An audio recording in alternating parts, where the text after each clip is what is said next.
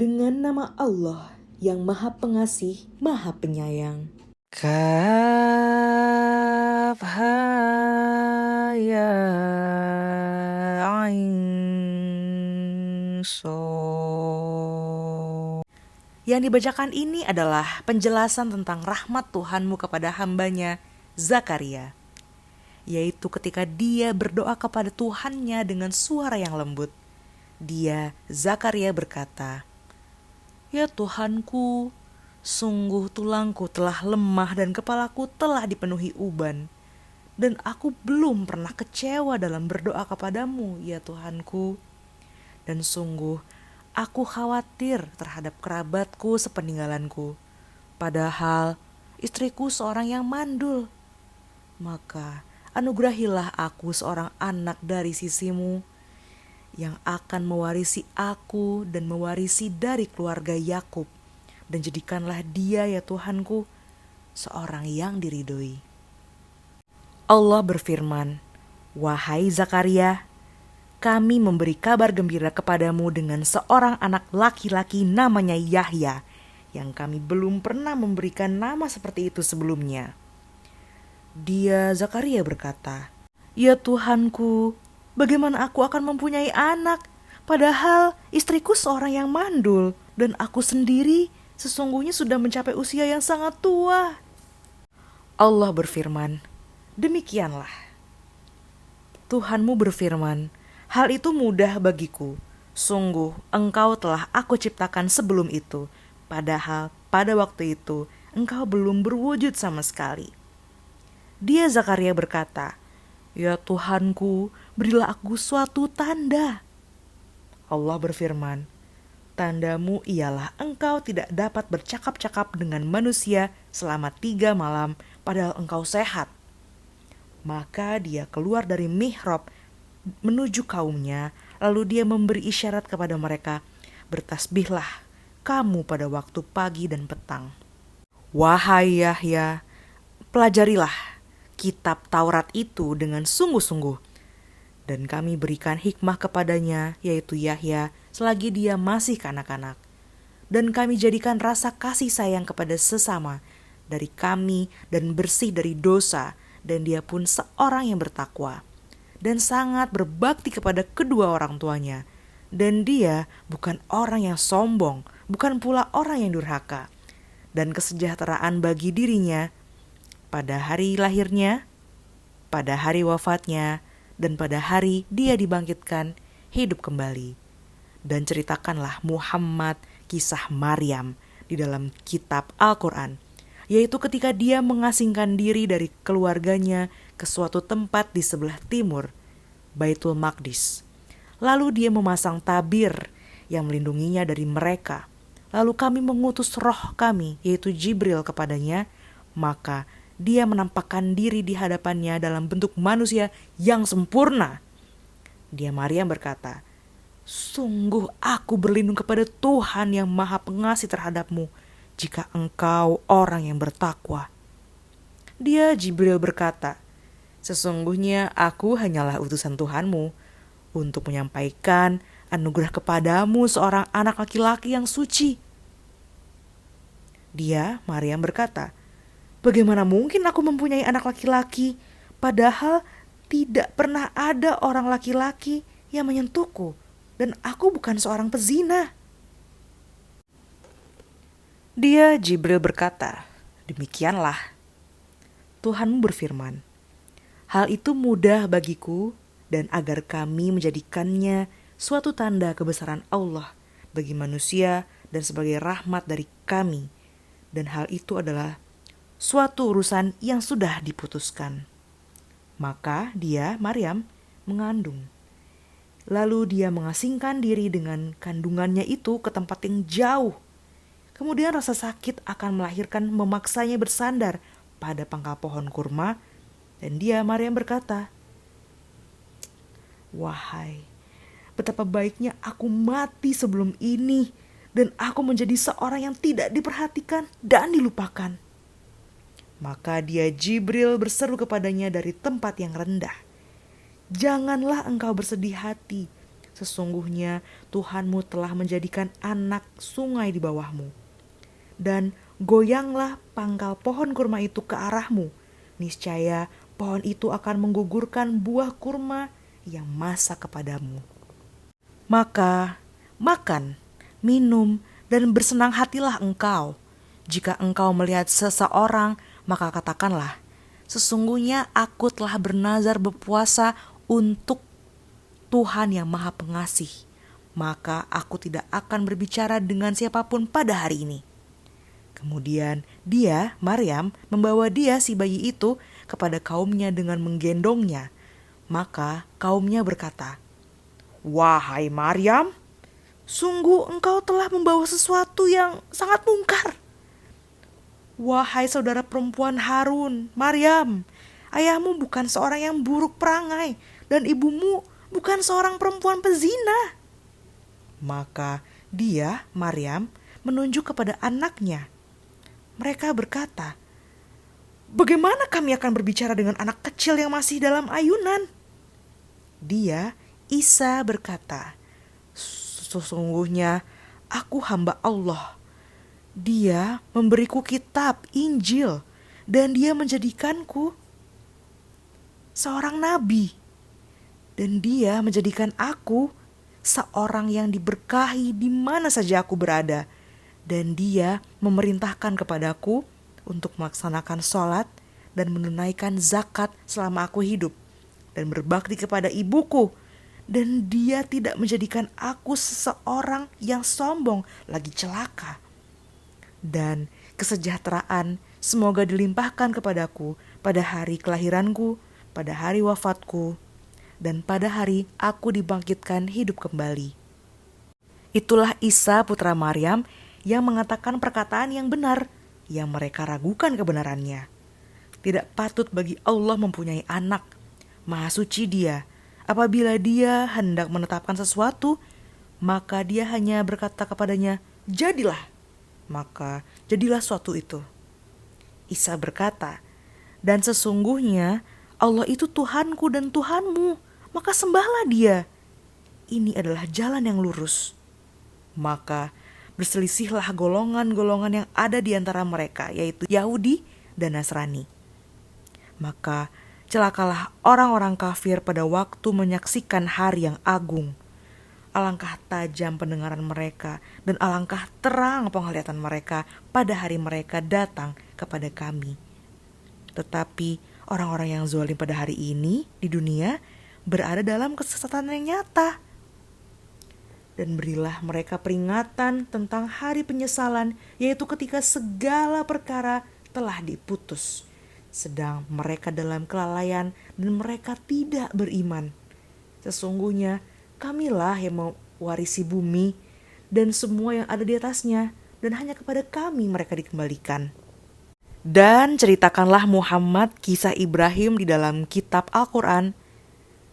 Sesungguhnya dia seorang yang sangat mencintai kebenaran dan seorang nabi. Ingatlah ketika dia, Ibrahim, berkata kepada ayahnya, "Wahai ayahku, mengapa engkau menyembah sesuatu yang tidak mendengar, tidak melihat, dan tidak dapat menolongmu sedikit pun?" "Wahai ayahku, sungguh telah sampai kepadaku sebagian ilmu yang tidak diberikan kepadamu. Maka ikutilah aku. Niscaya aku akan menunjukkan kepadamu jalan yang lurus. Wahai ayahku, janganlah engkau menyembah setan.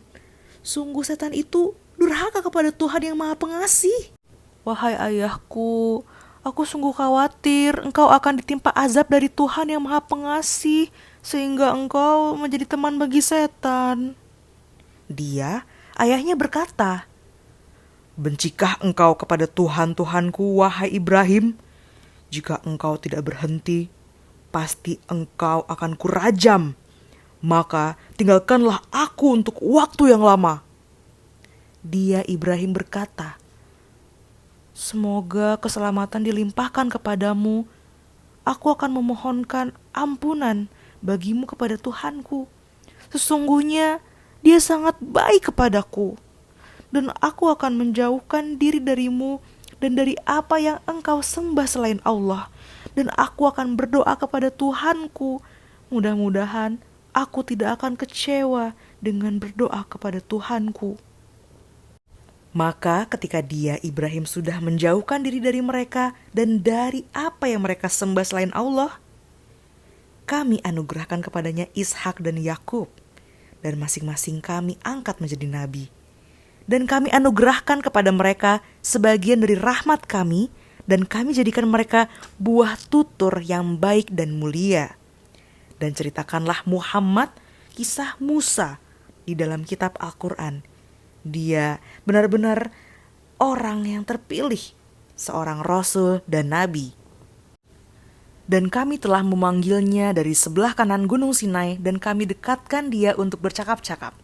Dan kami telah menganugerahkan sebagian rahmat kami kepadanya, yaitu bahwa saudaranya Harun menjadi seorang nabi. Dan ceritakanlah Muhammad kisah Ismail di dalam kitab Al-Quran. Dia benar-benar seorang yang benar janjinya, seorang rasul dan nabi. Dan dia menyuruh keluarganya untuk melaksanakan sholat dan menunaikan zakat. Dan dia seorang yang diridhoi di sisi Tuhannya.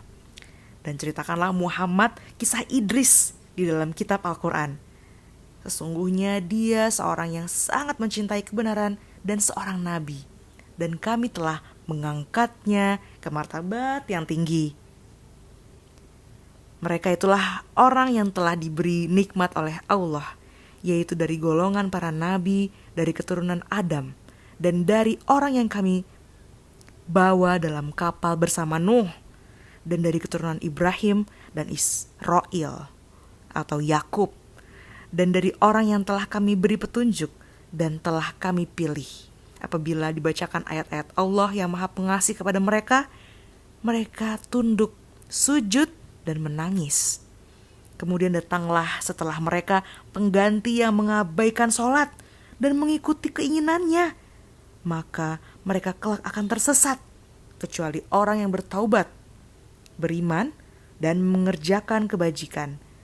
Maka mereka itu akan masuk surga dan tidak dizolimi atau dirugikan sedikit pun, yaitu surga Aden yang telah dijanjikan oleh Tuhan yang Maha Pengasih kepada hambanya, sekalipun surga itu tidak tampak. Sungguh janji Allah itu pasti ditepati. Di dalamnya mereka tidak mendengar perkataan yang tidak berguna kecuali ucapan salam. Dan di dalamnya bagi mereka ada rezeki pagi dan petang. Itulah surga yang akan kami wariskan kepada hamba-hamba kami yang selalu bertakwa. Dan tidaklah kami, yaitu Jibril, turun kecuali atas perintah Tuhanmu, miliknya segala yang ada di hadapan kita, yang ada di belakang kita, dan segala yang ada di antara keduanya, dan Tuhanmu tidak lupa. Dialah Tuhan yang menguasai langit dan bumi dan segala yang ada di antara keduanya. Maka sembahlah Dia dan berteguh hatilah dalam beribadah kepadanya. Apakah engkau mengetahui ada sesuatu yang sama dengannya? Dan orang kafir berkata, "Betulkah apabila aku telah mati, kelak aku sungguh-sungguh akan dibangkitkan hidup kembali?"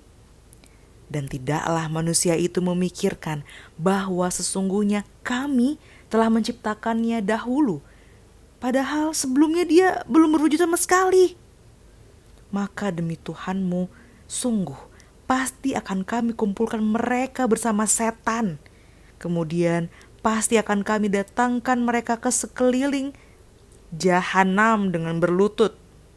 Kemudian pasti akan kami tarik dari setiap golongan siapa di antara mereka yang sangat durhaka kepada Tuhan yang Maha Pengasih.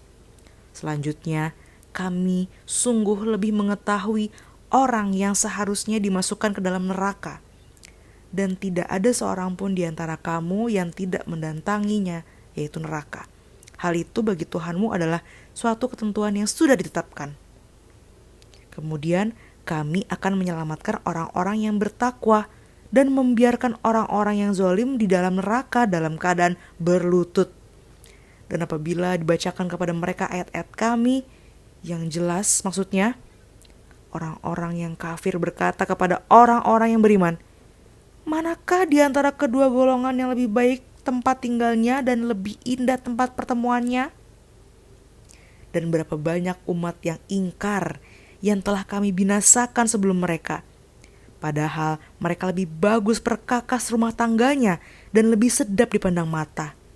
Katakanlah Muhammad, barang siapa berada dalam kesesatan, maka biarlah Tuhan yang Maha Pengasih memperpanjang waktu baginya, sehingga apabila mereka telah melihat apa yang diancamkan kepada mereka, baik azab maupun kiamat, maka mereka akan mengetahui siapa yang lebih jelek kedudukannya dan lebih lemah bala tentaranya. Dan Allah akan menambah petunjuk kepada mereka yang telah mendapat petunjuk. Dan amal kebajikan yang kekal itu lebih baik pahalanya di sisi Tuhanmu dan lebih baik kesudahannya. Lalu, apakah engkau telah melihat orang yang mengingkari ayat-ayat kami dan dia mengatakan, pasti aku akan diberi harta dan anak? Adakah dia melihat yang goib atau dia telah membuat perjanjian di sisi Tuhan yang Maha Pengasih? Sama sekali tidak. Kami akan menulis apa yang dia katakan, dan kami akan memperpanjang azab untuknya secara sempurna. Dan kami akan mewarisi apa yang dia katakan itu. Dan dia akan datang kepada kami seorang diri.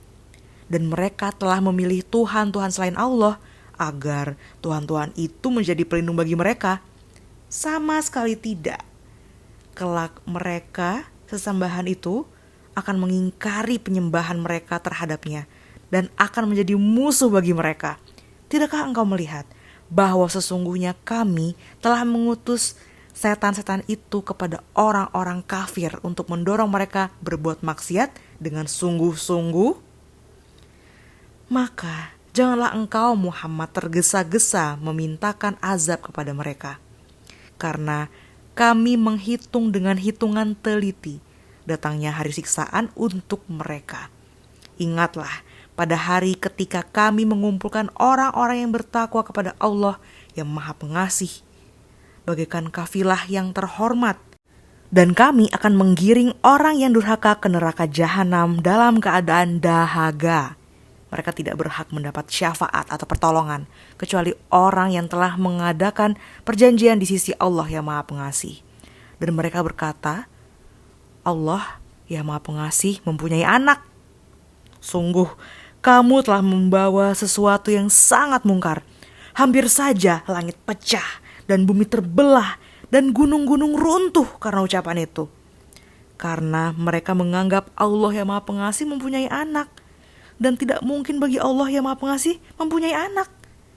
Tidak ada seorang pun di langit dan di bumi melainkan akan datang kepada Allah yang Maha Pengasih sebagai seorang hamba. Dia, Allah, benar-benar telah menentukan jumlah mereka dan menghitung mereka dengan hitungan yang teliti. Dan setiap orang dari mereka akan datang kepada Allah sendiri-sendiri pada hari kiamat. Sungguh, orang-orang yang beriman dan mengerjakan kebajikan, kelak Allah yang Maha Pengasih akan menanamkan rasa kasih sayang dalam hati mereka.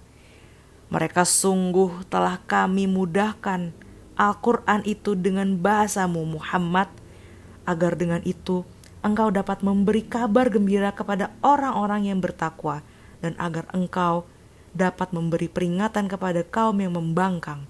Dan berapa banyak umat yang telah kami binasakan sebelum mereka? Adakah engkau Muhammad melihat salah seorang dari mereka, atau engkau mendengar bisikan mereka?